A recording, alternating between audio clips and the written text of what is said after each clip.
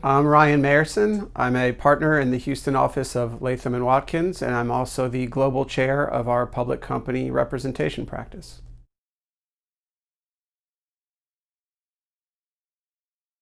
Asset managers have really been the driving force behind a lot of the ESG initiatives we've seen.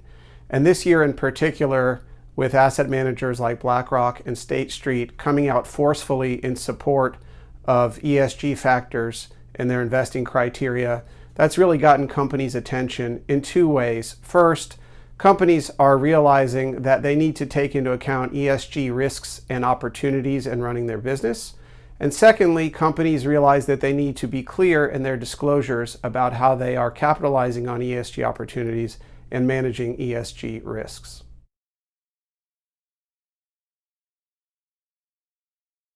Financial institutions have really been at the core of ESG initiatives, not only in the US, but also in the EU and around the world. We've seen financial institutions emphasize ESG factors in their investing, and that has been the impetus for many companies to take ESG issues more seriously and think about how to incorporate them into their own business practices. Asset managers representing over $90 trillion worth of assets have signed on to the UN's Principles for Responsible Investing. And we've seen both within the US and within the EU, companies are setting up and taking ESG factors seriously, driven by the asset managers' focus on these issues. We've really seen a surge in sustainable bonds and other methods of sustainable finance. And these are really ways of raising money where the proceeds are earmarked to be used for sustainable development. And so the green bond market has really taken off, and we're seeing related products being introduced into the market. What this really demonstrates to us is that you see bankers and lawyers trying to be creative about ways to satisfy the growing need and growing desire among investors for sustainable investment opportunities. With regard to public reporting standards, we are hearing increasing calls for clarity and uniformity on disclosure requirements for companies around the world. Companies want to be sensitive and responsive to the demand that they provide meaningful disclosure about ESG risks and opportunities, but they are really confused by the conflicting regulations and standards that they are both legally subject to as well as being suggested that they adhere to.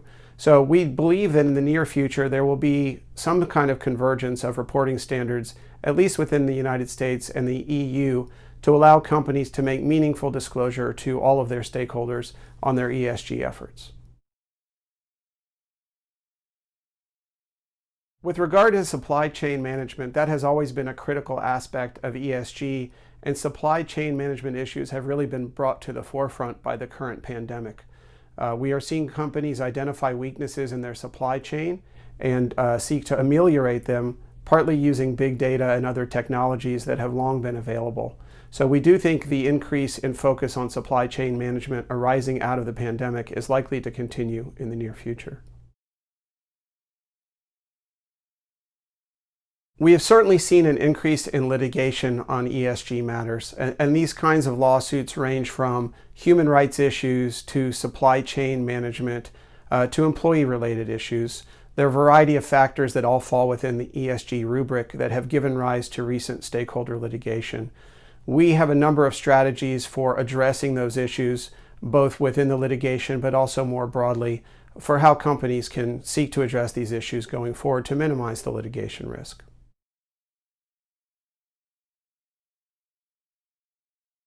The pandemic really has changed the order of priority of ESG considerations for companies. So some of the issues that we saw gaining traction prior to the pandemic, which are still very important, of course, like climate change, like data privacy, like human rights issues, some of those issues have taken on less pressing importance in light of the many social issues that the pandemic has raised. And so we're seeing companies increasingly focus on employee and customer and supplier health, safety, and well-being. So the S factor of ESG has really taken on increased prominence as companies manage both the shutdown as well as return to work issues and supply chain issues that have all arisen and come to the forefront during the pandemic. Good governance, broadly stated, has always been a pillar of ESG, but good governance has really been brought to the forefront by the current COVID-19 pandemic. And what we've seen is companies' boards, the ones that are doing it the right way, are taking a leadership role in both communicating with all of their stakeholders and in also demonstrating how to manage through a pandemic effectively. And so we think that boards will increasingly focus on ESG, particularly the issues that the pandemic has brought to the forefront. We'll see an increase in ESG committees of the board or other boards such as governance taking on a well-defined ESG role in helping to manage the public company.